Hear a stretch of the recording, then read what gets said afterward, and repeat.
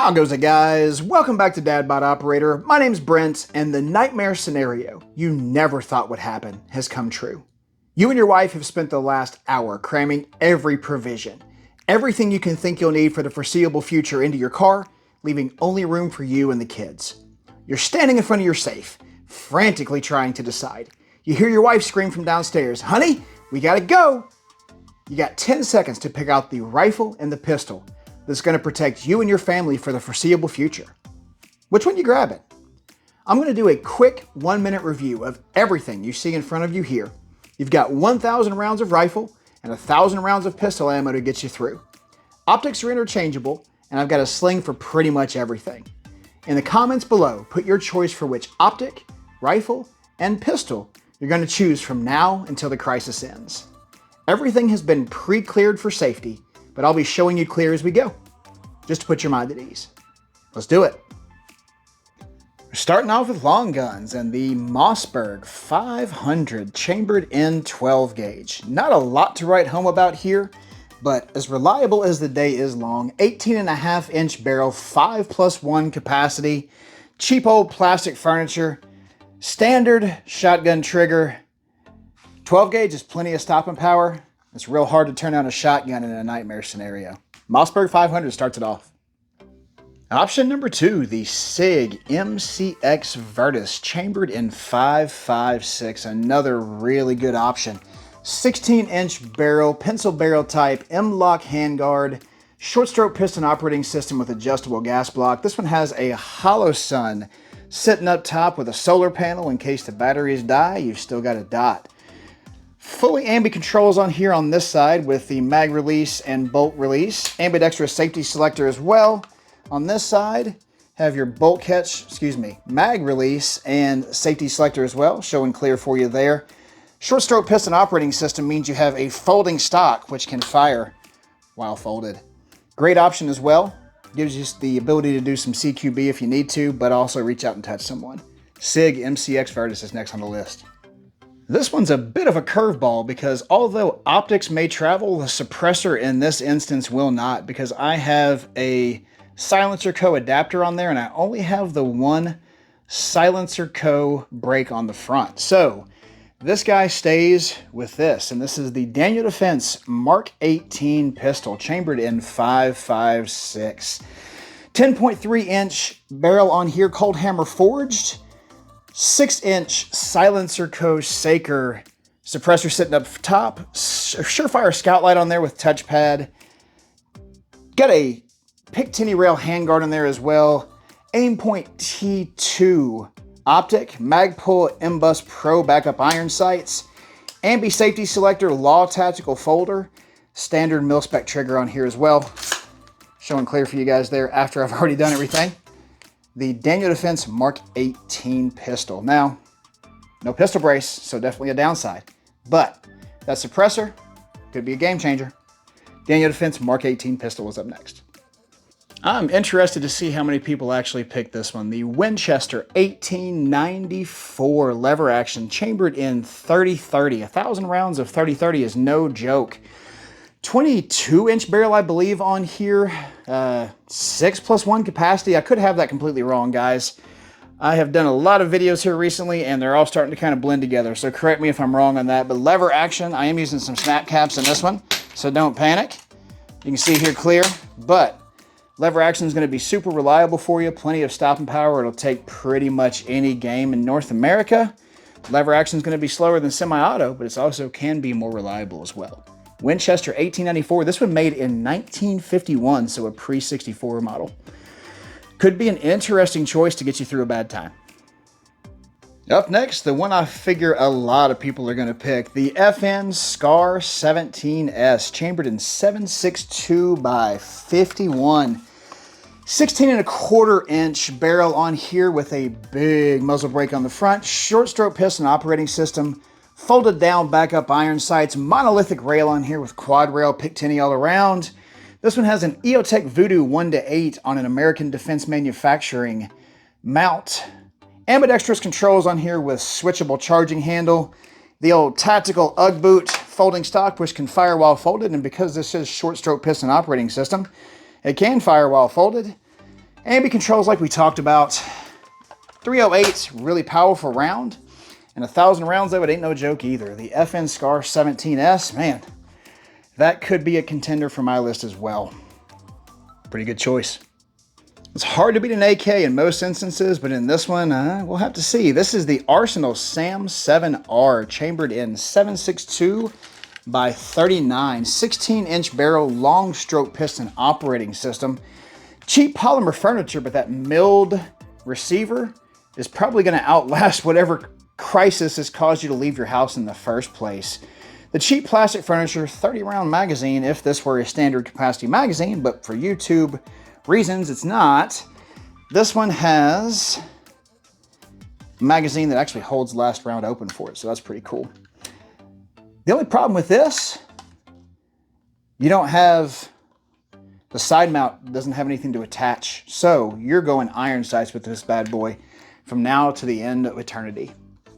Could make it a little bit of a detriment, but if you're used to iron sights, an AK of this magnitude, really good choice. Arsenal SAM 7R. Up next, the Daniel Defense DD-M4 V7, chambered in 5.56. Another one that I think is going to be pretty high on most people's lists here. 16-inch, cold hammer forged chrome lined barrel with a 1-to-7 twist, DI operating system, 15-inch MFR handguard on here with M-locks all the way around. Aimpoint T2 sitting up top already with some backup iron sights. This is not a fully ambi model, but it does have a Radian Talon safety selector on there, your Daniel Defense grip and rip charging handle, standard Daniel Defense furniture. Might piss off some people with beards, but in a crap hit the fan scenario, a 6-pound ultra reliable high-end AR, never a bad choice. That Aimpoint T2 sitting up top too, doesn't take away from it, that's for sure. Daniel Defense DD-M4 V7 is up next. Up next, one that has got to be in the running for most people, the Knight's Armament SR15, chambered in 5.56. 16-inch cold hammer forged chrome lined barrel on here with a 1-to-7 twist as well. DI operating system with proprietary castle nut that helps hold your gas system in place. It's not going anywhere.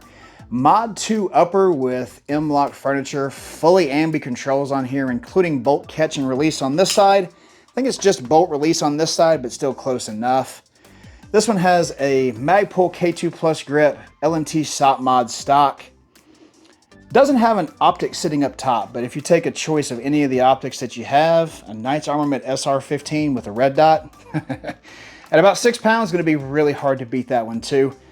From a longevity standpoint, man, that's going to be hard to beat. Knight's Armament SR15. This just keeps getting harder and harder with the LWRC ICA5, chambered in 5.56.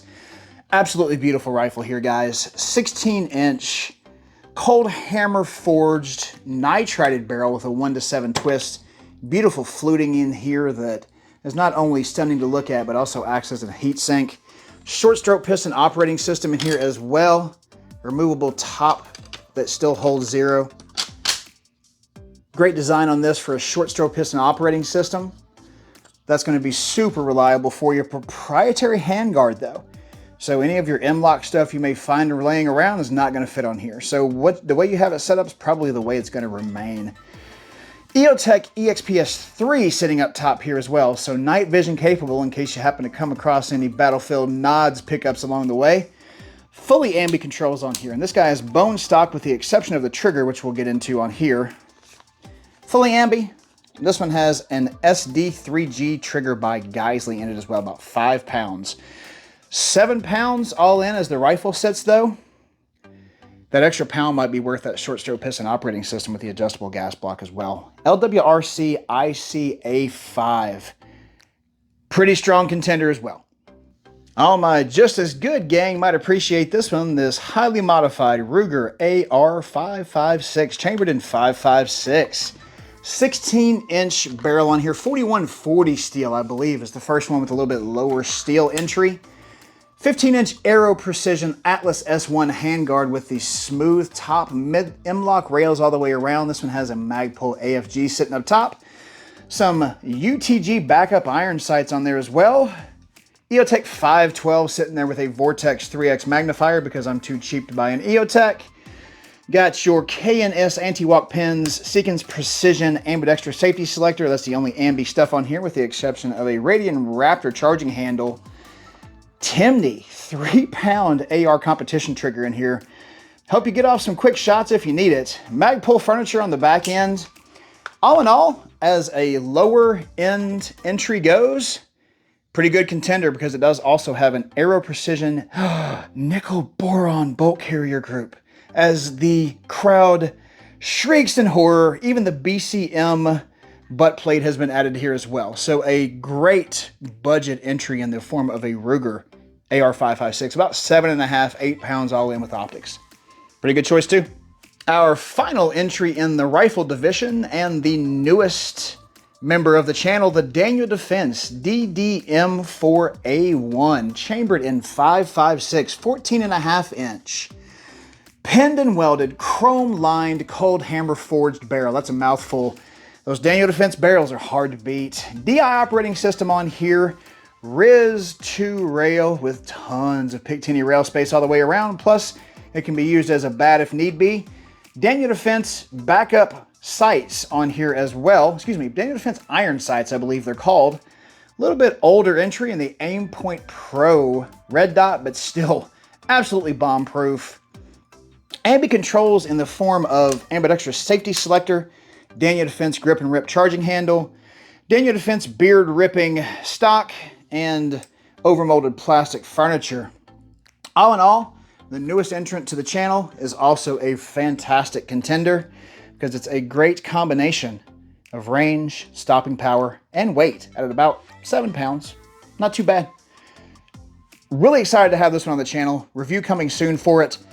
Comparison videos along the way, and an absolute beast to have in a crap hit the fan scenario. Daniel Defense DDM4A1. That's gonna knock out the rifles for us, guys. On to the pistols, and we start with the Honda Accord of handguns, the Glock 19 Gen 4. Chambered in 9mm. This has a 4-inch barrel.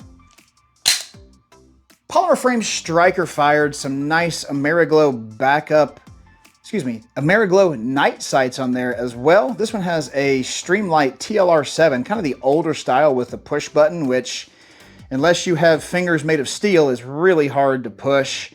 This one has a standard Glock trigger, but it has enough rounds through it to be really nice and smooth. 15 round capacity. All in all, in a fight, this is a really good pistol to have, especially if you need it to last a long time. The Glock 19 Gen 4 starts off the pistol division. Hope you guys are taking notes. Up next, an entrant that might be really hard to pass up, the SIG P226 Mark 25, chambered in 9mm, 4.4 inch barrel on here. Double action, single action trigger with built-in decocker, as opposed to the not built-in decocker kind. Siglite night sights, standard grip on here, 1913 Picatinny rail, plus there's a cool anchor on the front. Alloy framed, really nice lightweight despite it being a full alloy frame. 15 round capacity, you got 3 mags and 1,000 rounds with this bad boy. Kind of hard to pass up. Showing clear for everybody here as well on this guy. The SIG P226 Mark 25 is a fantastic option. A little foreshadowing, might be the one I go with. Well, let's keep going. Up next, the outlier of the group, but the fan base might be big enough to give it a chance. The Colt Python, chambered in 357 Magnum. Absolutely beautiful pistol here. 3-inch barrel, stainless steel, nice walnut grips, has a fantastic feel to it. 357 Magnum ain't no joke, and 6-round capacity with some snap caps here to show you. Might be enough to get you through any kind of altercation. Double action trigger pull is really smooth at about 8 pounds. Single action is about 4, and is one of the nicest triggers I have felt on a pistol. The Colt Python. Fantastic entry into this as well. Up next, the One I'm a little biased to because this is actually my everyday carry. The FN 509 mid-sized MRD definitely punches above its weight class. Chambered in 9mm 4-inch barrel, polymer frame striker fired, nice suppressor height sights, loophole Delta Point Pro sitting up top here as well. Picatinny rail at the front is housing a Surefire X300U. 15 round capacity, fully ambi. So all my lefties, shout out on this one because this one has the ability to drop the mag from either side without having to worry about switching a mag. Slide release on both sides is readily available. It also has the upgraded firing pin by Apex and upgraded Apex trigger too. 15 round capacity and 3 mags. Pretty good entrant and hard to pass up in this scenario. The FN 509 mid-sized MRD might be a dark horse for some of you, but do a little research and I think you'll find it to be one of the best ones on the list. Moving on. And our final entrant in the pistol category, the Beretta M9A4, chambered in 9mm. Absolutely awesome pistol here, guys. 5.1-inch barrel with threaded barrel at the front. Spot for a dot here up top in case you happen to have one available. Double action, single action trigger with decocker. Picatinny rail up top, or excuse me, on bottom here, which is also housing a Streamlight TLR1. Highest capacity in this group at 18 rounds. I'm not going to pop it out because YouTube likes to be YouTube. I believe this has night sights on it as well and is one of the more versatile choices in the group here because suppressor is back in play with this as well. Beretta M9A4 is a great option in this regard as well.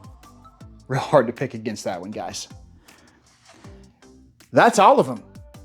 You've seen every rifle and every pistol on this list.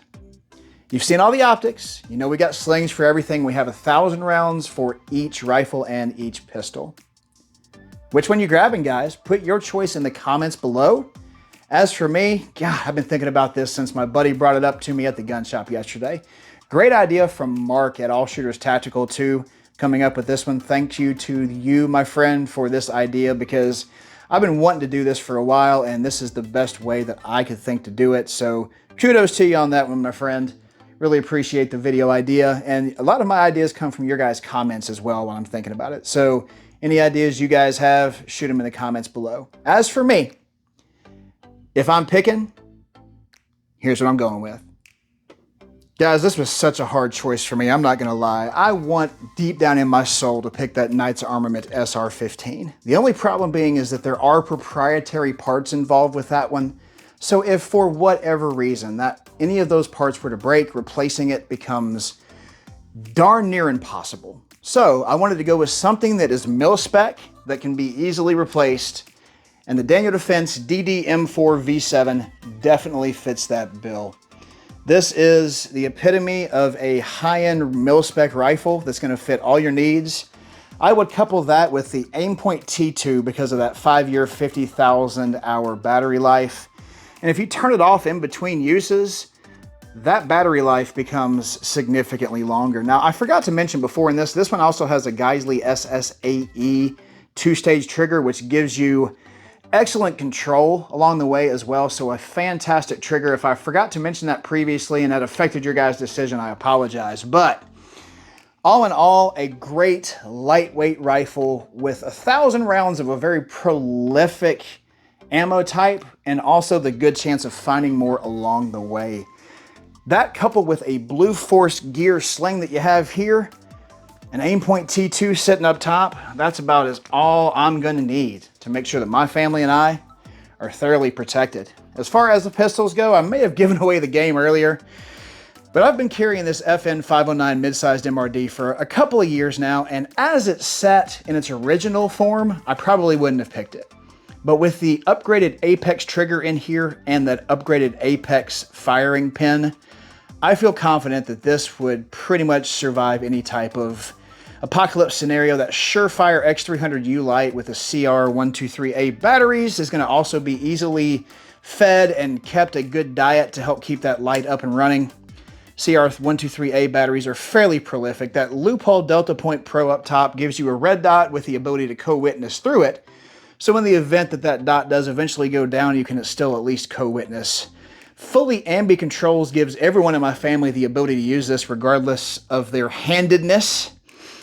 15 round capacity is going to be pretty much all you need to get through most instances, and a magazine loadout of 3 different magazines is going to give you plenty that you need in the event that you're needing to enter a pretty bad situation. The FN 509 mid-sized MRD is what I'm picking for my pistol. The Daniel Defense M4 V7 with a Blue Force gear sling is going to be the way I'm going with the rifle. What about you guys? I know that Knights and that Scar is hard to pass up. Put your choice in the comments below for which rifle or shotgun. If you're going old school, got a lever action in there for you as well with that Winchester 1894. And which pistol. That M9A4 is really hard to pass up. The Mark 25, man, how could I discount that one? If I throw a light on that, I'm pretty well good to go. And that Beretta, the ability to suppress that as well. I mean, come on. It's such a hard decision, guys. So put your choice in the comments below for which pistol and which rifle you would choose in the end of days type scenario. For all my long-term viewers, thank you guys so much for being a part of the channel, for liking, subscribing. For a small channel like mine, it really does help. For all my first-time viewers, I really hope you like the channel and the content. Got lots of different reviews and things upcoming. So make sure and subscribe, hit the like button for me. Welcome to the Dad Bod Squad. Beer's in the fridge. We'll see you next time.